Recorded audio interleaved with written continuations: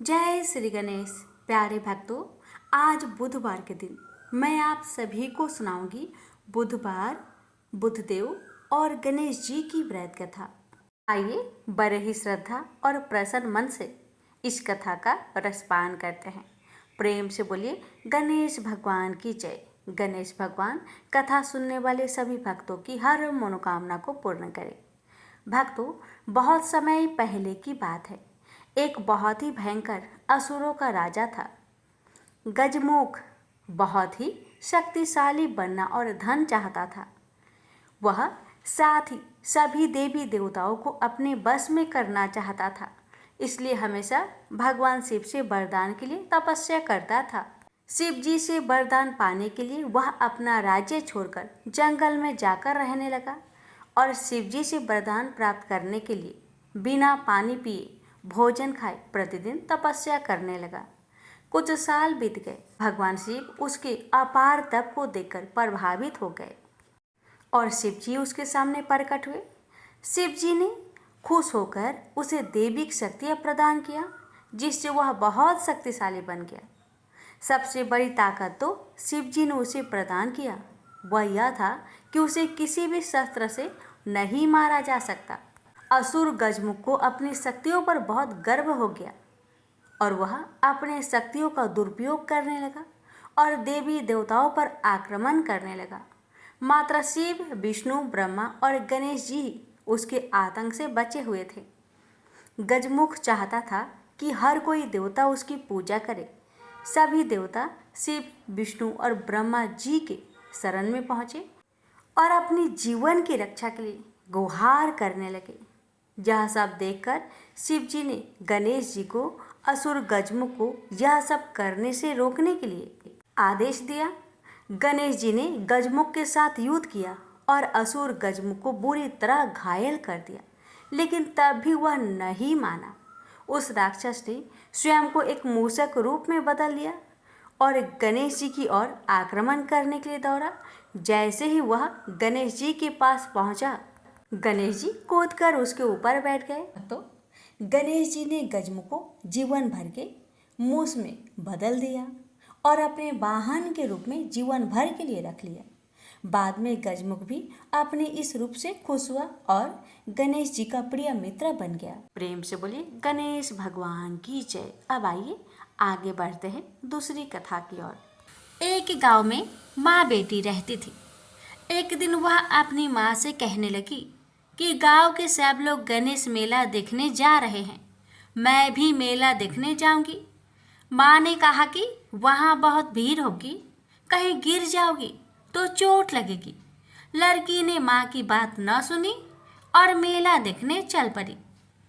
माँ ने जाने से पहले बेटी को 2 लड्डू दिए और 1 घंटी में पानी दिया। माँ ने कहा कि 1 लड्डू तो गणेश जी को खिला देना और थोड़ा पानी पिला देना, दूसरा लड्डू तुम खा लेना और बचा पानी भी पी लेना। लड़की मेले में चली गई। मेला खत्म होने पर सभी गांव वाले वापस आ गए, लेकिन लड़की नहीं आई। लड़की मेले में गणेश जी के पास बैठ गई और कहने लगी कि 1 लड्डू और पानी गणेश जी तुम्हारे लिए और 1 लड्डू और बाकी बचा पानी मेरे लिए। इस तरह कहते कहते सारी रात बीत गई। गणेश जी ये देखकर सोचने लगे कि अगर मैंने 1 लड्डू और पानी नहीं पिया तो यह अपने घर नहीं जाएगी। यह सोचकर गणेश जी एक लड़के के भेष में आए और उससे 1 लड्डू लेकर खा लिया और साथ ही थोड़ा पानी भी पी लिया। फिर वह कहने लगे कि मांगो, तुम क्या मांगती हो। लड़की मन में सोचने लगी कि क्या मांगू, अन्न मांगू या धन मांगू या अपने लिए अच्छा वर मांगू या खेत मांगू या महल मांगू। वह मन में सोच रही थी तो गणेश जी उसकी मन की बात को जान गए। वह लड़की से बोले कि तुम अपने घर जाओ और तुमने जो भी अपने मन में सोचा है वह सब तुम्हें मिलेगा। लड़की घर पहुंची तो माँ ने पूछा कि इतनी देर कैसे हो गई। बेटी ने कहा कि आपने जैसा कहा था मैंने वैसा ही किया है। और देखते ही देखते जो भी लड़की ने सोचा था वह सब कुछ हो गया। प्रेम से बोलिए गणेश भगवान की जय। एक समय की बात है कि साहूकार अपने पत्नी को लाने के लिए अपने ससुराल गया। कुछ दिन रहने के बाद उसने अपनी पत्नी के साथ अपने घर आने की सोची। दुर्भाग्य से उस दिन बुधवार का दिन था। लड़की के परिवार वालों ने कहा कि आज बुधवार का दिन है, जो कि किसी कार्य हेतु शुभ नहीं माना जाता है, इसलिए आज तुम मत जाओ। किंतु साहूकार ने किसी की एक न मानी और पत्नी समेत अपने ससुराल से घर को प्रस्थान किया। रास्ते में साहूकार की पत्नी को प्यास लगी। उसने साहूकारनी से कहा, तुम बैलगाड़ी में ही बैठो, मैं पानी लेकर आता हूँ। जब वो पानी लेकर आया तो उसने देखा कि उसका शक्ल का एक आदमी उसके पत्नी के साथ बैठा है। तब उसने जाकर उस पुरुष से पूछा, तुम कौन हो? तब उसने कहा, मैं साहूकार हूँ। और फिर दोनों के बीच में झगड़ा शुरू हो गया और वहां लोग और कुछ सिपाही आ गए, जिन्होंने उस स्त्री से पूछा, तुम्हारा पति कौन है? तब वो इसका उत्तर न दे सकी और साहूकार अपने मन में कहने लगा कि ये प्रभु, कैसा लीला है आपका। तब आकाशवाणी हुई, अरे मूर्ख, आज बुधवार का दिन था, तभी तूने आज ही गमन किया। ये सब भगवान बुध देव के प्रकोप से हो रहा है, वो तुझसे रूठ गए हैं।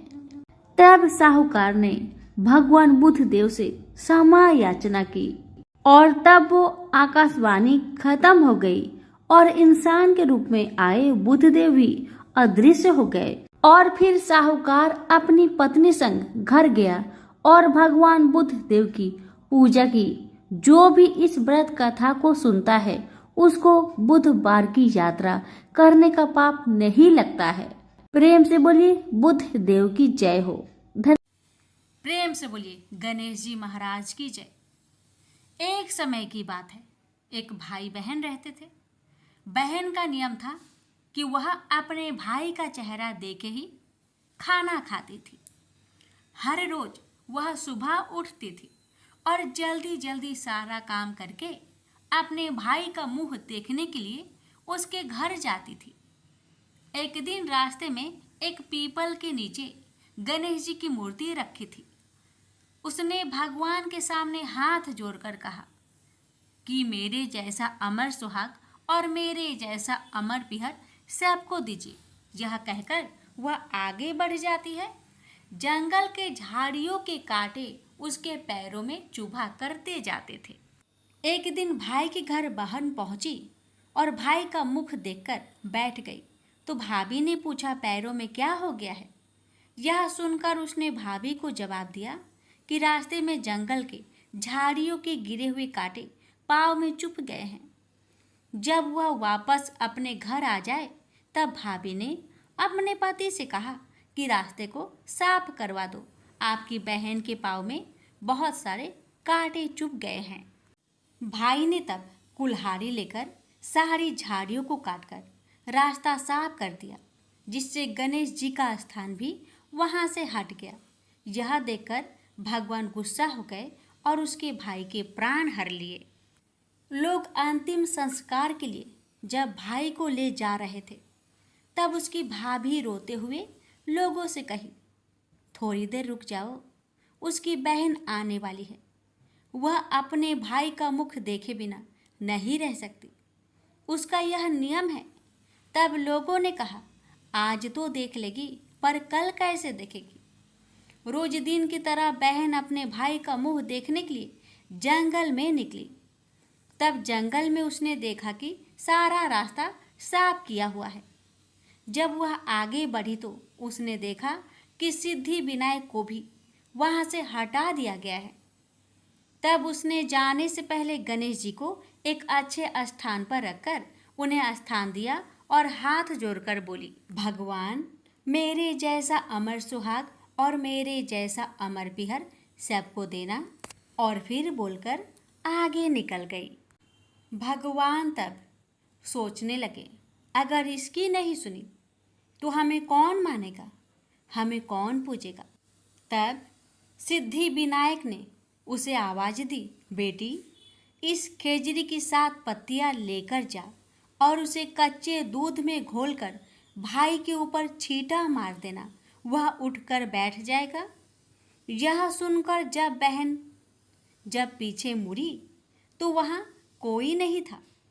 फिर वह यह सोचने लगी कि ठीक है, जैसा सुना वैसा कर लेती हूँ।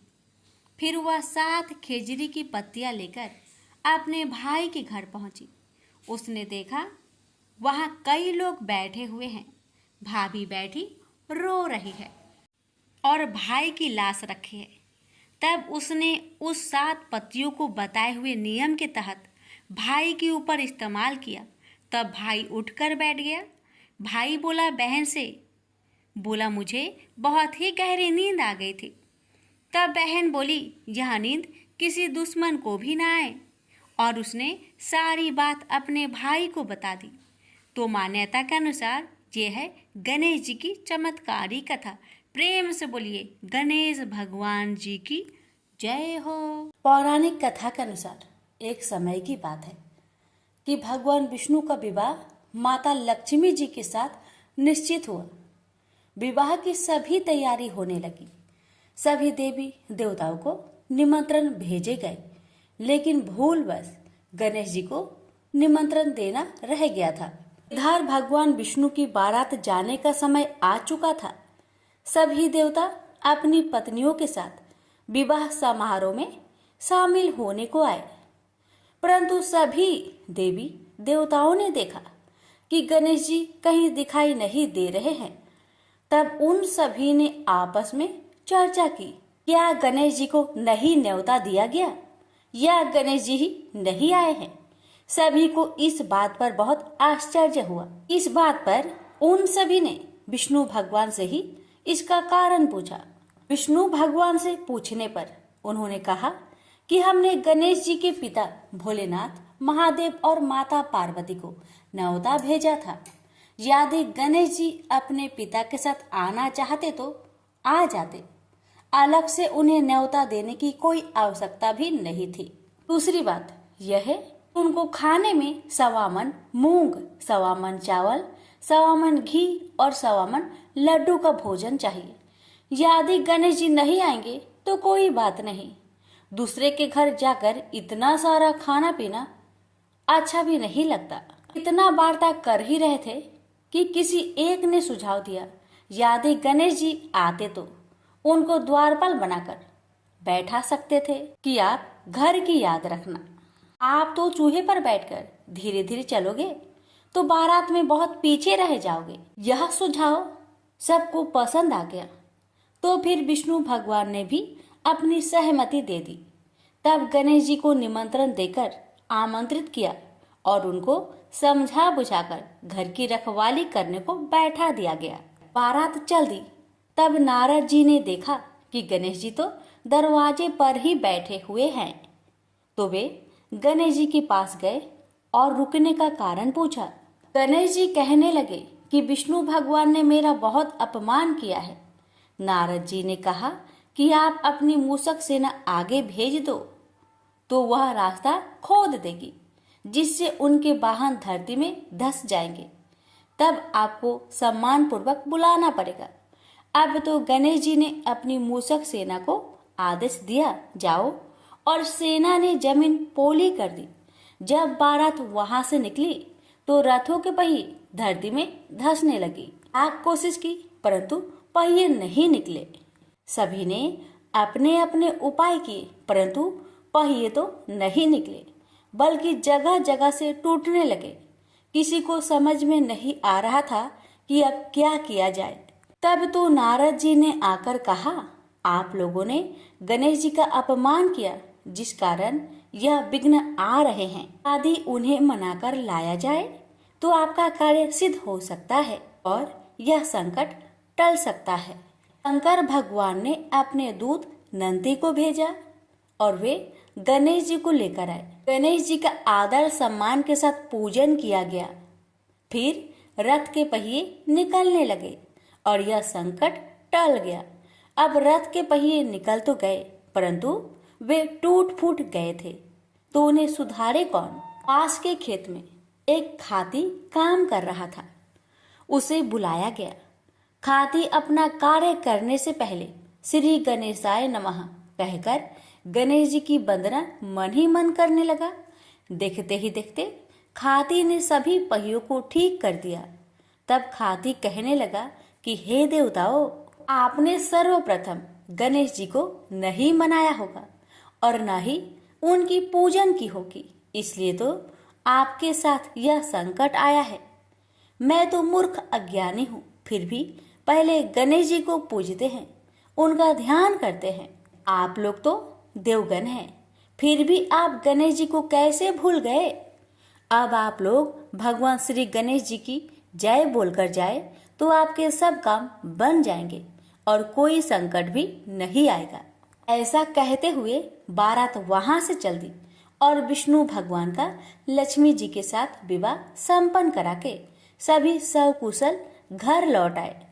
हे गणेश जी महाराज, आपने विष्णु को जैसा कारज सरियो ऐसा कारज सबको सिद्ध करिजो।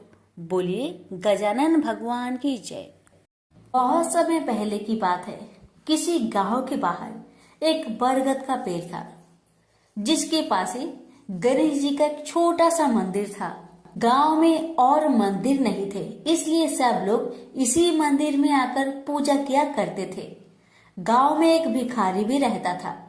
भीख मांगना ही उसका काम था। गांव छोटा सा था। भिखारी को काफी भीख नहीं मिलती थी, इसलिए यह और कोई उपाय न देखकर मंदिर के दरवाजे पर बैठने लगा। सोचने लगा कि लोग यहाँ धर्म करने आते हैं और नहीं तो सही पेट भरने लायक भीख तो मिल जाया करेगी। भिखारी दिन भर मंदिर के दरवाजे पर बैठा रहता और जब वहाँ किसी को आते देखता तो शिव शिव रटने लगता। इस तरह बेचारा दिन भर गणेश जी और शिव जी का नाम जपता रहता था, मगर शाम तक उसे भीख मिलती थी। फिर 2-4 मुट्ठी अन्न और कुछ फल मूल और कभी कभी 4-6 पैसे मिलते थे। हालांकि इतनी थोड़ी आमदनी से किसी की गुजर कैसे हो सकती है। फिर भिखारी को अपना ही नहीं बल्कि अपनी बेटी की भी चिंता करनी पड़ती थी। उसकी बेटी का नाम था कमला और वह बड़ी चतुर और बड़ी समझदार थी, मगर चतुराई और समझदारी से तो पेट की आग नहीं बुझती। उसे तो भोजन चाहिए, इसलिए कमला कभी कभी अपने बाप को भोजन पाने के लिए तंग करने लगती थी। उस वक्त भिखारी के दिल पर बड़ी चोट लगती। उसकी आंखें भर आती थी। वह चिंता के समुद्र में डूब उतरने लगता था। गर्मी के दिन थे, दोपहर का समय था। ऊपर आसमान और नीचे धरती धक धक जल रही थी। चारों तरफ सन्नाटा छा रहा था। ऐसे ही समय में महादेव पार्वती लोगों का सुख दुख देखने इस संसार में आए। चलते चलते वे उसी गांव में पहुंचे और गणेश जी के मंदिर के सामने से निकले। भिखारी उन्हें आते देख ओम नमः शिवाय की रटना रटने लगा। भिखारी की यह हालत देख पार्वती जी को बड़ी दया आई। उन्होंने महादेव जी से कहा, भगवान इस भिखारी की तरफ भी तो देखिए, बेचारा कितना दुखी है। देखिए तो कितने प्रेम से आपका नाम जप रहा है और आप भगवान कितने कठोर है। आपको क्या इस भिखारी पर दया नहीं आई? मैंने सुना था कि लोग बड़े पापी हो गए हैं, वो देवताओं का पूजा नहीं करते, मगर नहीं, आज मुझे मालूम हुआ कि इसमें उनका कोई अपराध नहीं, सब तो देवताओं का अपराध ही है। आप इसी भिखारी को ले लीजिए। बेचारा को आपका नाम लेते लेते बरसों बीत गए, इतने पर भी अभागा पेट भर भोजन तक नहीं पाता। जब देवता ही ऐसे कठोर हो जाएंगे तब कोई काहे उनकी पूजा करेगा। अब महादेव जी को पार्वती जी की बात लग गई। भगवान बोले, देवी आप असल बात क्या है नहीं जानती और आप जान भी नहीं सकती, क्योंकि आपका हृदय ही इतना कोमल है कि मैं कहता हूँ देवी आप जिद ना करें, जो हो रहा है उसे होने दीजिए। देवी ने एक ना सुना तो भगवान ने कहा, ठीक है तो मैं आज इस भिखारी के लिए कुछ बंदोबस्त करा देता हूँ, जिससे इस भिखारी का दुख दूर हो जाएगा। इतना कहकर महादेव जी पार्वती जी के साथ मंदिर में पहुँचे। माता पिता को आते देख गणेश जी उठकर खड़े हो गए। उन्होंने बड़े प्रेम से माता पिता को प्रणाम किया। महादेव जी ने गणेश जी को आशीर्वाद दिया और कहा, देखो बेटा, यह भिखारी बरसों से तुम्हारे द्वार पर बैठा है, मेरा नाम जपा करता है, मगर तुमने अब तक इस पर दया क्यों नहीं किया? अब ऐसा कुछ उपाय करो जिससे इस बेचारे का दुख दूर हो जाए। गणेश जी ने हाथ जोड़कर उत्तर दिया, अच्छी बात है पिताजी, 7 दिन के भीतर उसका दुख दूर हो जाएगा। उसे कहीं न कहीं से 2 लाख रुपए मिल जाएंगे। गणेश जी का उत्तर सुनकर महादेव पार्वती आगे को चल गए।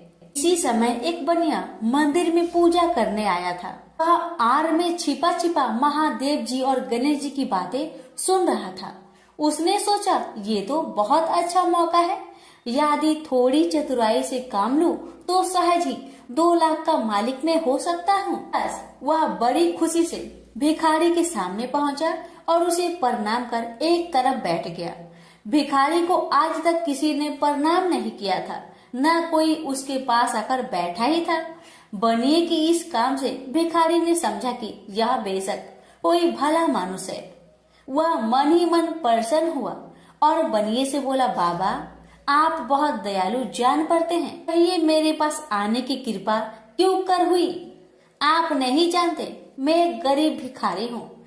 बनिए को तो अपना मतलब गांठना था। मीठेपन से बोला, आप भिखारी है? कौन कहता है कि आप भिखारी है? मुझे अच्छी तरह मालूम है कि आप एक पहुँचे हुए महात्मा हैं और आपके दर्शन से लोगों के पाप दूर हो जाते हैं। मैं भी आपके दर्शन करने चला आया हूँ। मुझे आपसे कुछ पूछना है, यदि आज्ञा दो तो पूछो? भिखारी खुशी से बोला, पूछिए। बनिया बोला, भला दिन भर आपको कितनी भीख मिल जाती है? भिखारी बोला, भाई मिलने की क्यों पूछते हो, यहाँ तो पेट की भी लाले पड़े रहते हैं। रोजाना 2-4 मुट्ठी अन्न मिल जाता है, कभी 2-4 पैसे भी मिल जाते हैं, किसी तरह दिन काट लेता हूँ। बनिया कहने लगा, राम राम, आप जैसे महात्मा और यह कष्ट, इस गांव के आदमी भी क्या आदमी हैं? आपकी थोड़ी सी सहायता नहीं कर सकते? आप कैसे यह कष्ट सह लेते हैं? मुझे तो आप पर बड़ी दया आती है। मेरे जी में आता है कि मैं आपकी कुछ सेवा करूं, पर कहने में डर मालूम होता है। भिखारी बोला, आप मेरी सहायता कर सकते हैं? अब बनिया हंसते हुए बोला, मेरी इतनी हैसियत कहाँ है जो आपकी कुछ सेवा कर सकूं, मगर एक बात है, आज से 7 दिन तक आपको जो कुछ भी मिले वह मुझे दे दीजिए, बदले में आपको मैं 100 रुपया दे दूंगा। 100 रुपये के नाम सुनते ही भिखारी मारे खुशी के उछल पड़ा। उसने सोचा, अगर 100 रुपये मिल जाए तो क्या कहना, यहाँ तो 7 दिन में 7 आने के सामान भी न मिले, तब तो 100 रुपये छोड़ देना सरासर बेवकूफी होगी, पूरा गधापन है। मगर इसी समय उसे लड़की की ख्याल आ गई। उसने सोचा, अगर मैं 100 रुपया लेकर घर पहुंचा और मेरी बिटिया रानी गुस्सा करने लगी तो पहले मैं उसकी सलाह ले लेता हूँ। बस यही विचार में आते ही उसने बनिए को जवाब दिया, आपने मुझ पर बड़ी कृपा की, मगर मैं अभी कुछ नहीं कह सकता, सोच विचार करके कल कहूँगा। जब बनिया चला गया तब भिखारी ने अपनी बिटिया को बुलाया और उससे सब हाल कह सुनाया। चतुर बिटिया कमला ने फौरन समझ गई कि इसमें जरूर कोई बनिए की शैतानी है। उसने पिता से कहा, बनिया बिना फायदे के क्यों 100 रुपये देने चला? खैर कोई बात नहीं पिताजी, मैं कल उस बनिए से बातें तय कर लूंगी, मगर आप बीच में कुछ ना बोलना। उधर बनिए का बुरा हाल था। रात भर उसके पेट में चूहे उछलते रहे।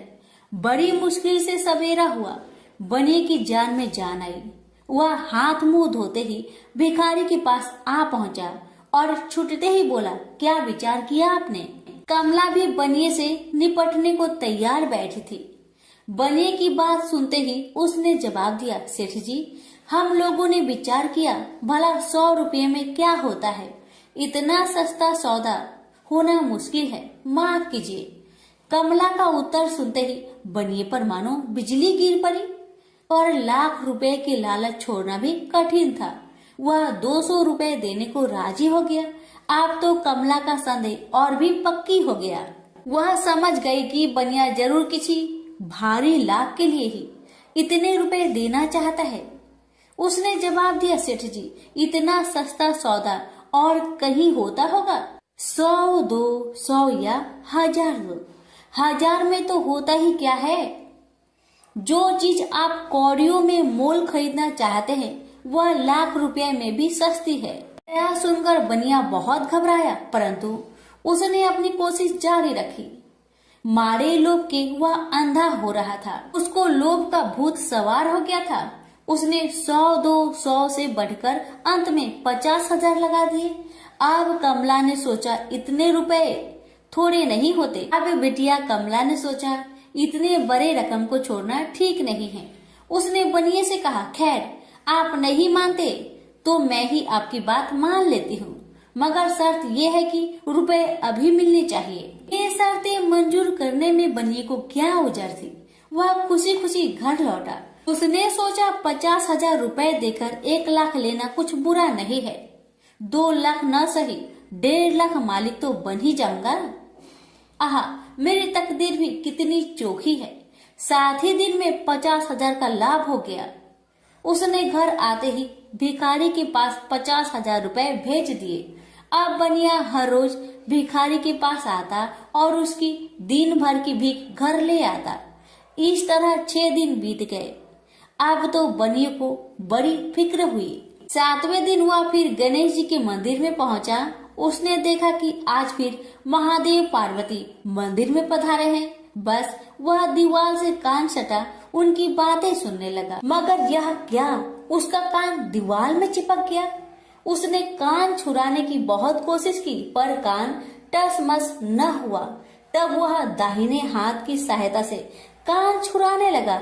इतने में हाथ भी दीवार में चिपक गया। इधर महादेव जी ने गणेश जी से पूछा, बेटा इस भिखारी के लिए कुछ इंतजाम हुआ है? गणेश जी बोले, जी हाँ, उसे 50,000 रुपए तो दिलवा दिए हैं, बाकी के लिए बनिए को दीवार से चिपका कर रखा है। यह बनिया बड़ा लोभी कंजूस है। इसने गरीबों से एक एक के 4-4 वसूल कर अपना घर बनाया है। रुपए वसूल करने में इसने गरीबी पर दया नहीं की। उनके बच्चे भूखे मरते रहे, पर इसने 4 रुपए वसूल करके भी संतुष्ट नहीं किया। इस तरह इसने 1 लाख रुपए से अपनी तिजोरी भर ली है। गरीबों के माल से यह सुख नहीं उठा सकता। अब जब तक यह भिखारी को बाकी 50,000 रुपए न देगा तब तक दीवार से चिपका रहेगा। गणेश जी की बातें सुनकर बनिए ने अपना माथा को पीट लिया। इसकी आंखें में आंसू बरसने लगे। जब उसने घर से 50,000 रुपए मंगवाया और भिखारी को दे दिए, तब कहीं दीवार से उसका पीछा छूटा। से बोलिए गणेश भगवान की जय, उमापति शंकर भगवान की जय। बात उस समय की है जब परशुराम ने अपनी प्रतिज्ञा के अनुसार पृथ्वी को क्षत्रियों से रहित कर दिया था। तब वे अपने गुरु भूतनाथ के चरणों में प्रणाम करने और गुरु पत्नी अम्बा तथा उनके नारायण तुल्य दोनों गुरुपुत्र कार्तिकेय और गणनायक को देखने की लालसा से कैलाश पहुंचे।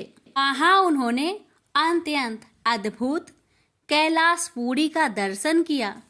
अपने गुरु की उस दिव्य पुरी के दर्शन कर उनका नंदन आनंद विभोर हो गए। फिर उन्होंने शिव का 15 योजन ऊंचा और 4 योजन विस्तृत अत्यंत सुंदर आश्रम देखा। परशुराम वहां सबसे मिले और उन्होंने सबसे बात की।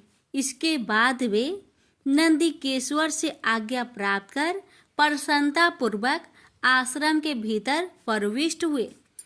कुछ ही आगे जाने पर महातपस्वी परशुराम ने बहुमूल्य रत्नों से निर्मित सैकड़ों मंदिर देखे। उन्होंने वहां का भीतरी द्वार देखा जो नाना प्रकार की चित्रकारी से चित्रित तथा हीरे मोतियों की गुथी हुई मालाओं से अत्यंत शोभ्यमान था। परशुराम ने द्वार के बाएं भाग में अपने गुरु पुत्र कार्तिकेय को देखा और दाहिने ओर पार्वती नंदन गणेश तथा शिव पार्वती का अवलोकन किया। वे वहां रत्नाभरण भूषित बहुमूल्य रत्नों से बने सिंहासनों पर आसीन थे। परशुराम सबसे मिलते और प्रेम पूर्वक बात करते हुए प्रसन्नचित चित्त से आगे बढ़े ही थे कि गणेश ने उन्हें देखकर कहा, शूलपाणी इस समय शयन कर रहे हैं। मैं उन परम प्रभु की आज्ञा प्राप्त कर तत्काल तुम्हें साथ ले चलूंगा। बस इतनी देर रुक जाओ। परशुराम ने गणेश के सम्मुख खड़े खड़े उत्तर दिया, बंधुवर, मैं अपने गुरु शिव व माता पार्वती के दर्शन करना चाहता हूँ। मैं उनके चरणों में प्रणाम कर अभी लौट जाऊंगा। गणेश ने उन्हें अनेक प्रकार से समझाते हुए कहा, इस समय भूतेश्वर शिव एवं माता पार्वती अंतःपुर में है, अतः अभी आपको वहां नहीं जाना चाहिए। परम गुरुदेव शिव एवं माता पार्वती के चरण कमलों के दर्शन करने का मेरा सहज अधिकार है। परशुराम अपने आग्रह पर दृढ़ थे, किंतु गणेश उन्हें अत्यंत विनय पूर्वक समझाते रहे। मैं तो परम पिता शिव एवं माता पार्वती के दर्शनार्थ जाऊंगा ही। यह कहकर परशुराम आगे बढ़ना ही चाहते थे कि गणेश ने उन्हें रोक दिया। 21 बार पृथ्वी को क्षत्रियों से रहित करने वाले भृगु नंदन कुपित हो गए और उनका गणेश से विवाद ही नहीं हुआ, हाथापाई भी होने लगी। कुमार कार्तिकेय ने उन्हें समझाने का प्रयास किया, किंतु क्रोध परशुराम ने उन्हें धक्का दे दिया, जिससे वह गिर गए। शिव पुत्र गणेश ने उठकर परशुराम की उद्दंडता के लिए उनकी भर्त्सना की, तो क्रोध परशुराम ने अपना तीक्ष्ण परशु उठा लिया। तब गणेश ने अपनी सूंड बढ़ाकर उन्हें उसमें लपेट लिया और घुमाने लगे।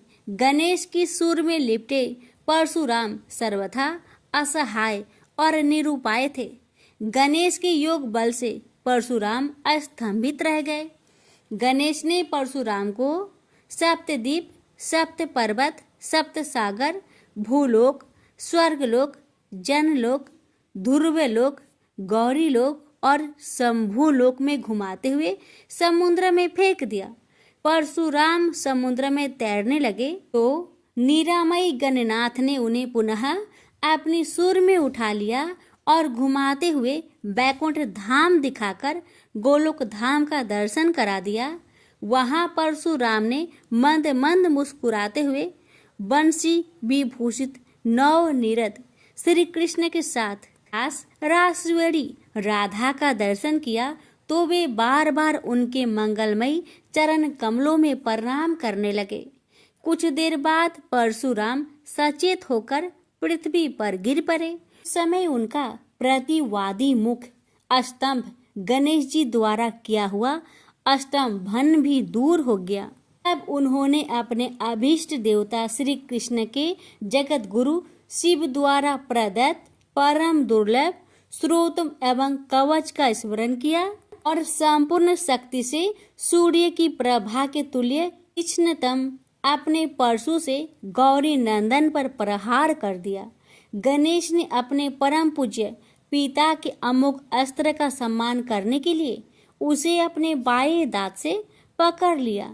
शिव शक्ति के प्रभाव से वह तेजस्वी परशु गणेश के बाएं दांत को समूल काट कर पुनः रेणु का पुत्र परशुराम के हाथ में लौट आया। गणेश का दांत टूटते ही भयानक गर्जना हुई और रक्त का फवारा फूट पड़ा। मुंह से निकलकर रक्त से सना दांत भूतल पर गिर पड़ा। उस समय धरित्री कांप उठी। यह दृश्य कार्तिकेय, क्षेत्रपाल आदि पार्षद तथा शून्य में देवगण अत्यंत भयभीत होकर हाय हाय करने लगे। कैलाशवासी डर से मूर्छित हो गए। निंद्रापति सुधत्मा शिव की निंद्रा भंग हुई। बेटा यह क्या हुआ? दौड़ी हुई पार्वती आई तो उन्होंने अपने पुत्र गणेश के टूटे दांत तथा रक्त से सने हुए मुंह को देखा और देखा कि उनके हृदय खंड गणेश क्रोध शून्य परम शांत लज्जा से सिर झुकाए खड़े हैं। अत्यंत व्याकुल होकर उन्होंने स्कंद से पूछा, क्या बात है, यह कैसे हुआ? स्कंद द्वारा संपूर्ण वृत्तांत सुनकर पार्वती अत्यंत क्रोध हुई और अपने प्रिय पुत्र गणेश जी को सीने से लगाकर रोती हुई शिव से बोली, मेरे पुत्र गणेश और आपके शिष्य परशुराम में किसका दोष है, आप ही निर्णय करें। फिर माता पार्वती ने अपने सम्मुख परशुराम को शिव के प्रमोदक द्वारा चरण कमलों की निर्भयता पूर्वक सेवा करते हुए देखकर कहा, हे महाभाग राम, तुम योगियों के गुरु देवाधिदेव महादेव के शिष्य हो। तुम शुद्ध मन वाले हो।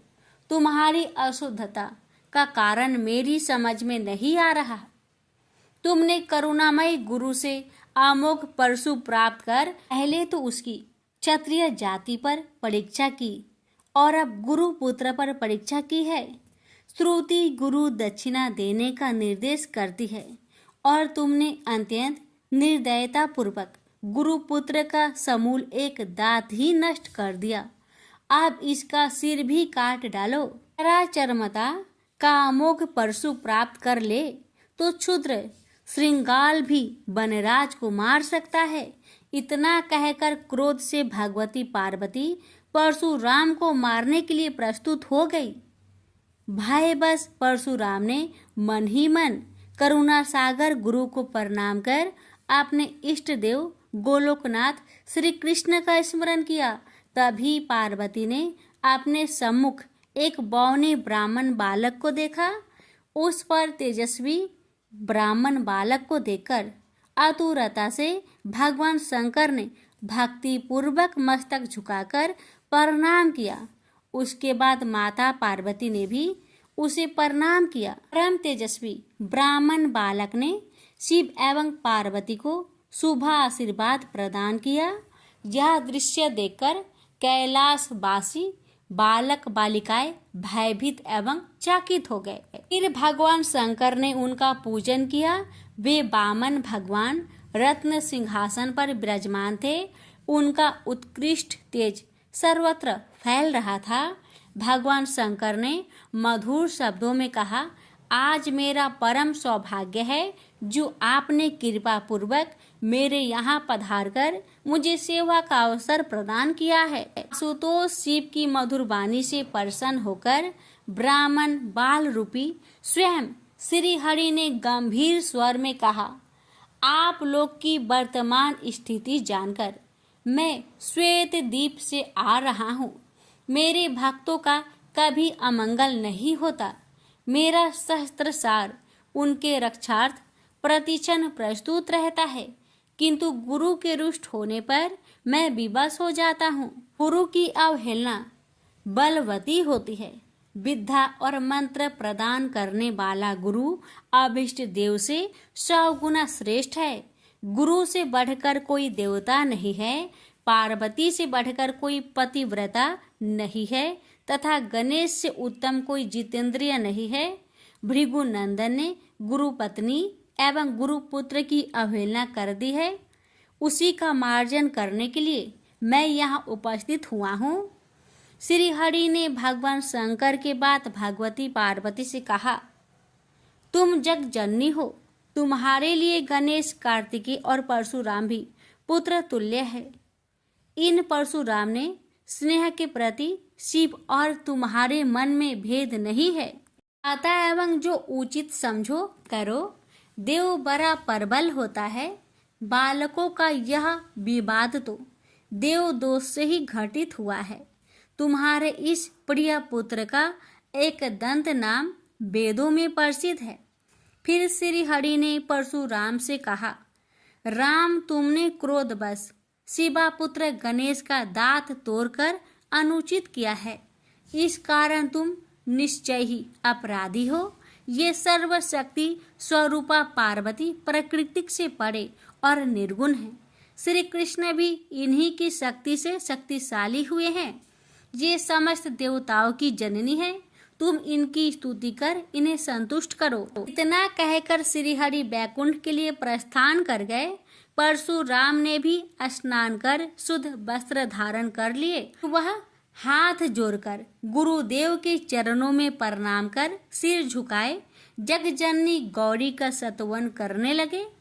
भक्तवर परशुराम के संपूर्ण अंग पुलकित थे और उनके नेत्र से अश्रु प्रवाहित हो रहे थे।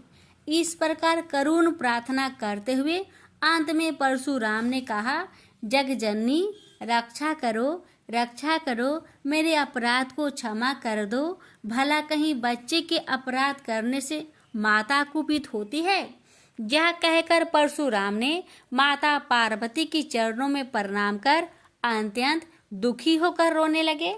परशुराम की करुण प्रार्थना से करुणामयी पार्वती का हृदय द्रवित हो गया। उन्होंने प्रीति पूर्वक परशुराम को अभय दान देते हुए कहा, बेटा अब शांत हो जाओ। आशुतोष के अनुग्रह से तुम्हारी सर्वत्र विजय हो। सर्वतरात्मा श्री हरि तुम पर सदा प्रसन्न रहे। गुरुदेव शिव में तुम्हारी भक्ति सुदृढ़ रहे। तुम अमर हो जाओ। इसी प्रकार दयामयी पार्वती ने परशुराम को आशीर्वाद दिया और वे अपने अंतपुर में चली गई।